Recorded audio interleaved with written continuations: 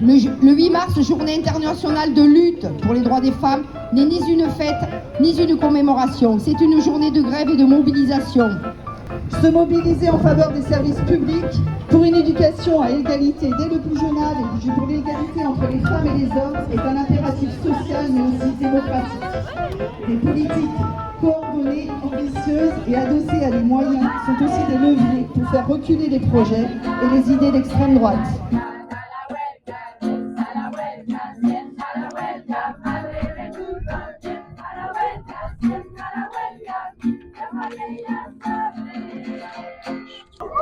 Bonjour. Bonjour. Vous êtes avec votre fille? Oui, je suis avec une de mes filles, mais les 4 qui sont autour de moi. D'accord. Elles ont quel âge? Elles ont 16, 11, 5 et 3 ans. Donc la relève est assurée? Oui, la relève est assurée. Vous les avez toutes amenées de gré ou de force? Non, c'est elles qui ont voulu. Bon, les petites, bien sûr, elles m'ont suivi, mais les grandes étaient très motivées pour venir. Elles ne voulaient pas rater l'événement.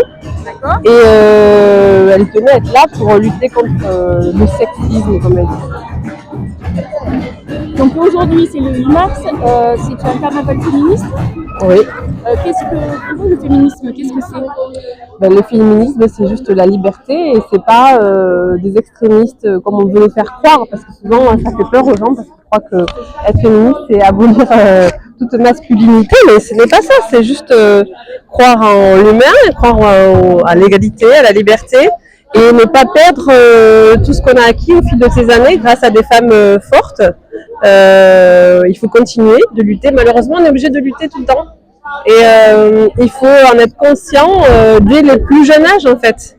Et donc ma fille ici qui a 3 ans, elle se souviendra peut-être pas de ça, mais ça sera ancré, je pense.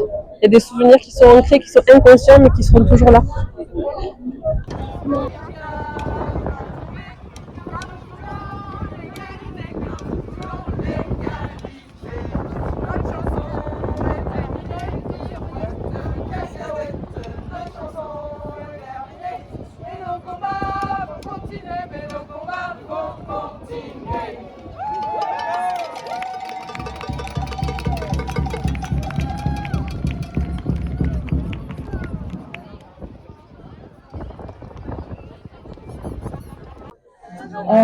On va faire une dernière petite lecture de texte avant que la chorale des Babao nous chante ses chants.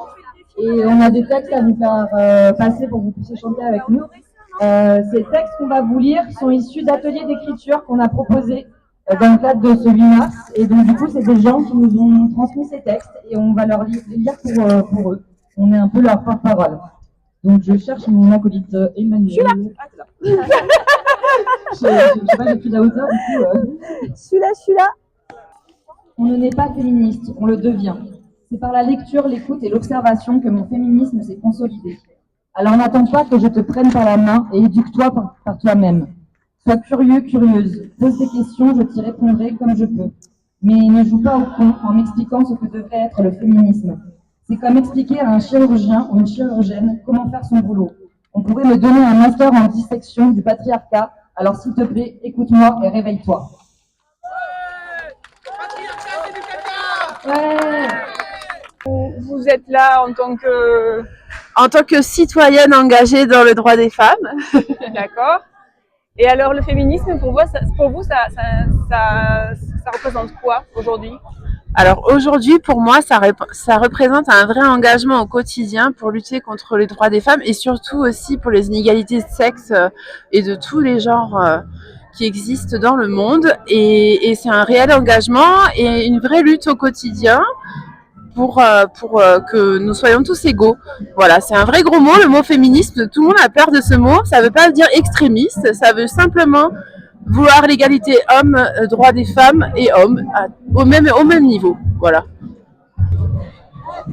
Le carnaval, il a vraiment été construit en collectif, mais un collectif vraiment tranquille où chacun a amené ses idées, chacun et chacune ont amené ses idées au fur et à mesure. Il n'y a pas de chef. Voilà, c'est vraiment un collectif horizontal et pour moi, le féminisme, c'est juste qu'on est des êtres humains. Et c'est l'humanisme. Et alors,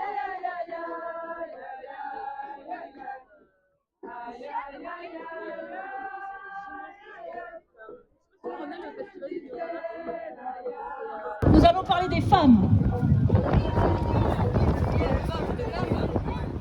Dans la série de toutes les femmes dont nous allons vous parler, peu ont un nom de rue à Cahors ou dans le département du Lot, comme vous l'imaginez. Donc on fait honneur à Hélène Medj, qui était une figure de la résistance de Cahors et du Lot. Elle est née le 28 septembre 1905. Hélène Medj était la tenancière du Café du Midi. Si vous allez sur le boulevard Gambetta à Cahors dans le Lot, elle a été arrêtée. En fait, elle était partie prenante de soutien des résistants.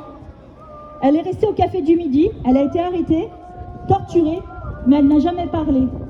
Elle qui connaissait l'organisation de la résistance lotoise, qui tenait le Café du Midi, l'une des plaques tournantes de la résistance à Cahors. Elle était amie de Jean-Jacques Chapou et jamais elle n'a divulgué aucune information et ainsi elle a sauvé la résistance du Lot.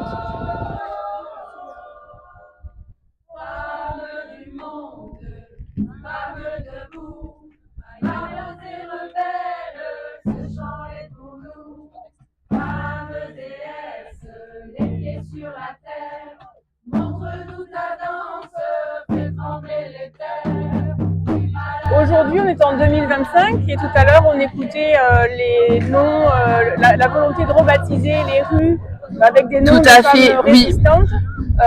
Aujourd'hui, 2025, est-ce que vous pensez qu'on a avancé sur la question de l'égalité homme-femme ? Alors, est-ce qu'on a avancé? Pas surtout. En tout cas, pour le nom des rues, moi je viens de Toulouse et il y a beaucoup de rues avec des noms de femmes qui sont déjà représentées. Et c'est vrai que je trouve ça pertinent que ce soit le cas en zone rurale aussi. En tout cas, ça permettrait d'identifier un petit peu aussi l'historique féministe qui existe déjà, même en zone rurale. Alors justement, vous parlez des zones rurales. Vous trouvez que des avancées ont été opérées ? Alors, est-ce que des avancées ont été opérées? Je pense que, moi ça fait pas très longtemps que je suis revenue, mais je pense qu'il y a eu des choses de faites. Je pense qu'il y a des collectifs et des associations qui sont vraiment ancrées sur le département. Il en manque encore, mais je pense qu'on est toutes ici justement plus présentes que l'année dernière pour montrer qu'on a envie d'un vraiment un renouveau et un nouvel engagement. Que ce soit même au niveau politique, au niveau départemental, au niveau communal, sur chaque commune de la ruralité du département en fait. Chacun doit apporter sa voix et d'autant plus au niveau politique parce que sans eux, on ne pourra jamais avancer. Moi, je viens de la zone la plus rurale qu'il peut y avoir dans le Lot. Je pense qu'il y a du chemin à faire, mais grâce quand même aux médias, grâce aux réseaux sociaux, on a accès à toutes les informations et on est plus conscient des dangers et des libertés qui nous sont reprises. Donc on est là pour lutter aussi. On est bien présente de n'importe quel âge. Après, je pense qu'il y a des générations qui sont un peu moins concernées, qui sont un peu plus âgées, mais toutes les générations futures là sont la ruralité est dans la place.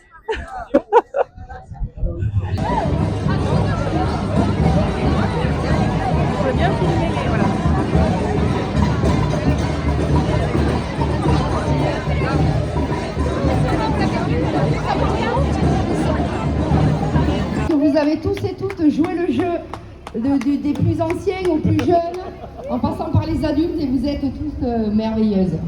Voilà. Bien que nous, femmes, représentant plus de la moitié de la population sur Terre, nous sommes encore trop souvent traitées comme une minorité.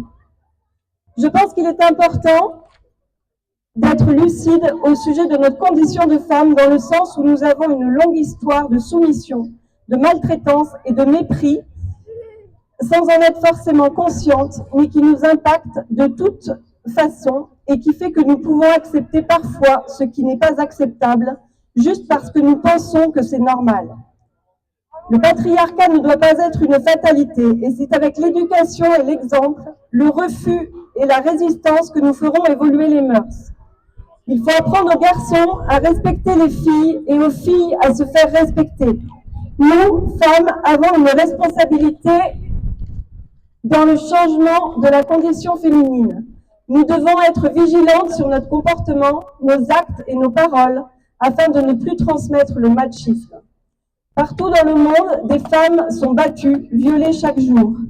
La solution n'est-elle pas d'apprendre dès maintenant aux petites filles à se défendre de l'agresseur?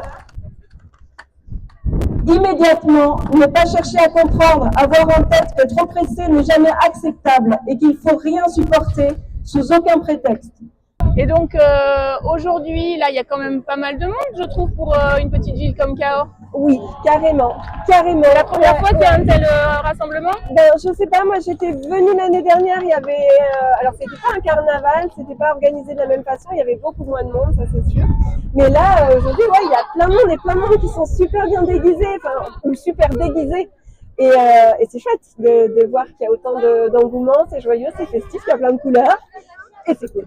En ce 8 mars, nous ne pouvons que saluer le courage de Gisèle Pénicaud et de toutes les femmes victimes qui font face et dénoncent les violences sexistes et sexuelles qu'elles subissent. Elles font preuve d'un grand courage et nous devrions leur assurer, ainsi qu'à leurs filles ou petites filles, de vivre en toute sécurité et sérénité. Au-delà de ces effroyables viols commis à Mazan, le procès et plus largement le procès de la culture des violences contre les femmes que nous n'avons de cesse, tous ensemble, de dénoncer. Il est temps que les pouvoirs publics prennent le problème à la hauteur des faits et s'engagent pour que la grande cause nationale se concrétise par des actions et donc des financements.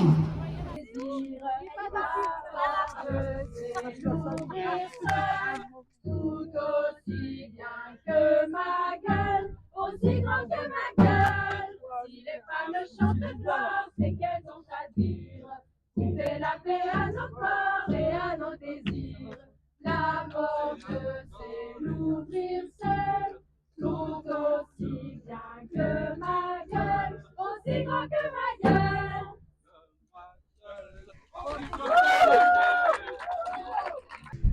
Programmé à quémander, préparé à trébucher, défendu de dépasser, jouer l'ingénu, flatter l'ego, ne pas demander trop,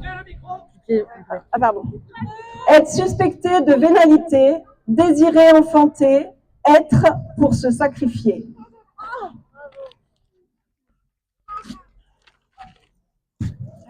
On devait les brûler, mais à cause du vent, du coup, on ne les brûle pas, on les déchire. Et quel message vous souhaiteriez donner aux générations qui suivent? Alors soyez déterminés, ne lâchez jamais. Et on a une journée de la femme, j'espère qu'un jour elle n'existera plus, cette journée de lutte contre les droits des femmes, parce que ça voudra dire que on est tous égaux et on n'a plus besoin de lutter et qu'on est sur le même piédestal que tout le monde dans le monde entier.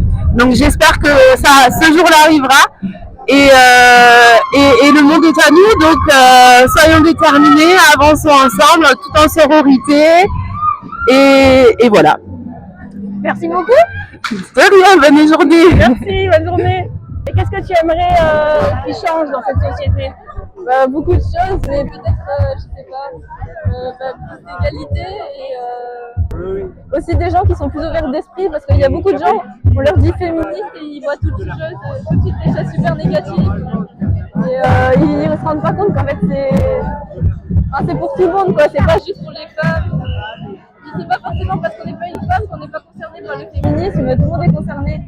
Ouais. Et tu penses que les garçons sont sensibles aussi à cette question du féminisme? J'espère, mais après c'est sûr que quand ça ne te concerne pas directement, souvent on est moins touché par le sujet. Et que si on ne ressent pas soi-même personnellement tous les problèmes, tout ça. Mais j'ai l'impression en tout cas qu'il y en a peut-être plus qu'avant, c'est bien. Après je pense que forcément ils sont moins touchés que les femmes. Mais oui, j'ai l'impression que ça c'est mieux en tout cas. Ça, c'est cool. Vous en parlez au lycée de ces questions, garçons-filles, hommes-femmes, féminisme? Mais c'est vrai que des fois, quand il y a des gens, tout le monde n'a pas forcément les mêmes idées, du coup, oui, des fois, c'est des débats.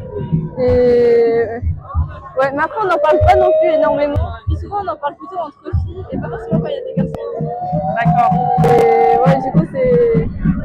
Enfin, pas forcément, ouais, entre garçons et filles, c'est pas forcément les premières choses qu'on va parler, quoi. Et alors, selon toi, comment on pourrait justement arriver à une société où chacun a des droits égaux Je pense que c'est surtout par l'éducation et ce qu'on ressent, ce qu'on apprend quand on est jeune. Ça revient un peu sur tous les clichés qu'on voit et tout ça. Parce que même si je pense que les parents font super attention à élever exactement pareil leurs deux enfants, par exemple si c'est un garçon et une fille, mais il y aura forcément, même dans l'entourage, tout ça, des différenciations. Même eux, ils vont voir dans les films des choses différentes. Et du coup, c'est vraiment, je pense, par l'éducation des enfants qu'il faut changer les choses. Et c'est bien parce qu'il y a des hommes aussi présents, parce que le féminisme, c'est pas que pour les femmes, au contraire, c'est pour tout le monde. Et ça fait plaisir de voir des hommes parmi toutes ces femmes-là. C'est comme ça qu'on va construire la société de demain. Mais bien sûr. Merci. Très bien, merci beaucoup. Merci à vous. En tout cas, le problème, il n'est pas les hommes, il est cette emprise que certains puissants hommes ont mis sur toutes les minorités, y compris les femmes, et il y a plein d'hommes qui se sentent oppressés aussi dans cette minorité. Là, et après moi. Après, j'ai encore celui-là. Je parle fort, je ris en majuscule, et alors, si j'étais un homme, serait-ce un tort?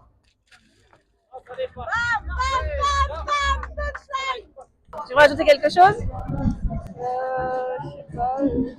Continuer à lutter et puis même s'il n'y a pas forcément des grandes avancées, il y en a plein de petites et c'est important de voir qu'on est plein et qu'on est tous ensemble et qu'on s'entraide et qu'il n'y a même pas que des filles, il y a de tous les gens de partout et ça donne de l'espoir. Ok, très bien. Merci beaucoup.